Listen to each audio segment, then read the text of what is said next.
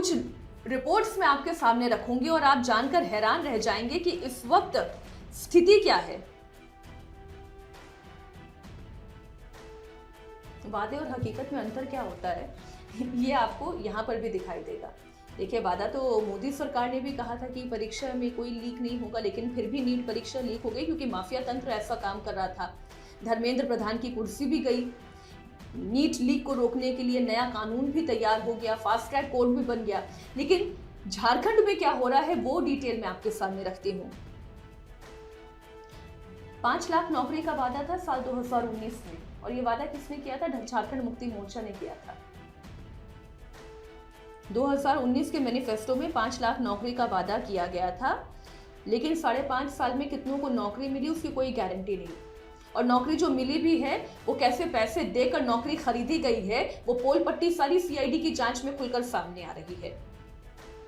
भर्ती कैलेंडर तक नहीं निकला है। हर साल का जो भर्ती कैलेंडर निकलना चाहिए, चाहे वो शिक्षकों की नियुक्ति का हो, चाहे वो दरोगा की नियुक्ति का हो, चाहे वो बाग की नियुक्ति का हो, बीआरसी की नियुक्ति का हो, ना किसी नियुक्ति का कैलेंडर नहीं निकल पा रहा है। हर साल जो कैलेंडर के फॉर्म निकलने चाहिए पिछले 2-3 साल में ये लगातार लटकते जा रहे हैं। इसकी जिम्मेदारी कौन लेगा?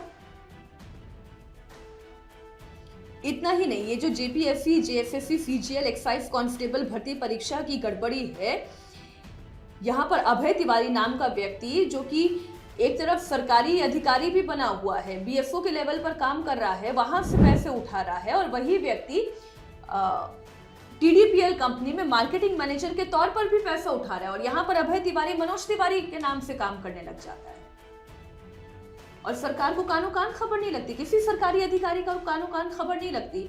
उसकी भाभी, उसके भैया, उसकी पत्नी, उसके रिश्तेदारियों में नौकरी बट जा रही है कि किसकी नौकरी खा रहा था। ये एक आम गरीब घर से आने वाले, मेहनत की कमाई करने वाले, मेहनत से पढ़ाई करने वाले व्यक्ति की नौकरी खा रहा था। और केवल अभय तिवारी नहीं, श्वेता गुप्ता, ये किसके संरक्षण में काम कर रहे थे? परीक्षा माफिया के खिलाफ एफआईआर,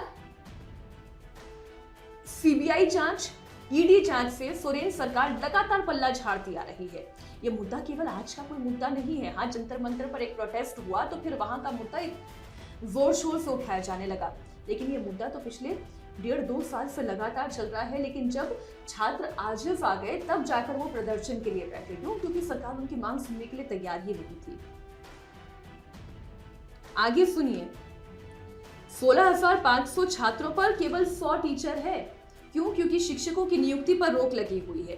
5 साल से शिक्षकों की नियुक्ति का ये काम भी नहीं हो पाया है झारखंड सरकार से। शिक्षा का बजट क्या है फिर? छात्र संघ चुनाव तो वैसे ही राज्यों में रोके गए हैं। छात्र संघ चुनाव नहीं हो रहे हैं, छात्रों की आवाज उठाने वाला कौन है फिर? मुद्दा एक नहीं है, मुद्दे अनेक हैं। और उस पर से जब वहां के सरकार में बैठे हुए नेता ये कहते हैं कि छात्रों की मांगे अगर मानने लायक होगी तो मानी जाएगी। अरे छात्र क्या कह रहे हैं? छात्र कह रहे हैं कि हेमंत सोरेन इस्तीफा दे दो। ऐसे तो छात्रों की कोई मांग भी नहीं है। बड़े भले मन से वो ये कह रहे हैं कि शिक्षा तंत्र में सुधार कर दो, सीबीआई जांच करा दो। ठीक वैसे ही जैसे नीट के मामले में एडहॉक सिस्टम पे जितने लोग काम कर रहे थे, जबरदस्त सफाई हुई है वहां पे। विनीत जोशी को जैसे हटाया गया, वैसे को ये विनीत जोशी वहां पर भी बैठा हुआ है जेपीएससी में। सफाई करो, इंटरनल सफाई करो, यही मांग है। जितनी डिटेल्स आप जब वहां की पढ़ेंगे, जो तस्वीरें आप वहां की देखेंगे, छात्र रो रो कर बेहाल हैं। वो ये कह रहे हैं कि मेरी उम्र निकलती जा रही है, 1 साल के बाद तो मैं परीक्षा देने लायक की स्थिति में भी नहीं रहूंगा। तो जो मेरा साल बर्बाद हुआ उसकी भरपाई कौन करेगा? छात्र यही तो कह रहे हैं कि जिन लोगों का साल बर्बाद हुआ है, जिनकी उम्र सीमा रेखा से बाहर जा चुकी है, क्यों? क्योंकि आपकी शिक्षा तंत्र की लचर नीति है, उन्हें एक मौका तो मिलना चाहिए। सम्मान की नौकरी का क्या उन्हें अधिकार नहीं मिलना चाहिए? हालांकि झारखंड सरकार ने यह जरूर किया है कि उन्होंने एक प्रतिनिधि मंडल बना दिया है जो छात्रों से बातचीत करेगा और उनकी मांगों पर विचार करेगा, लेकिन बात अब विचारों से आगे बढ़ चुकी है। और बल्कि मैं तो ये कहती हूं कि अब विचार का समय खत्म हो चुका है। और बात केवल नीट के बच्चों की नहीं है, जेपीएससी के बच्चों की नहीं है, इस पूरे देश में अगर आप देखेंगे ये जो जेनजी है उसके अंदर एक उबाल देखा जा रहा है। वो इस भ्रष्ट तंत्र से उकता गया है, वो परेशान हो चुका है। कहीं भर्ती प्रक्रिया में खोट है तो कहीं एग्जामिनेशन के सेंटर्स में कहीं खोट है, कहीं पर प्रश्न पत्र की छपाई में खोट है तो कहीं पर मार्क्स के इवैल्यूएशन में खोट है। ये हमारी युवा पीढ़ी को अंदर से खोखला करता चला जा रहा है और हमारे देश का भविष्य खोखला हो रहा है।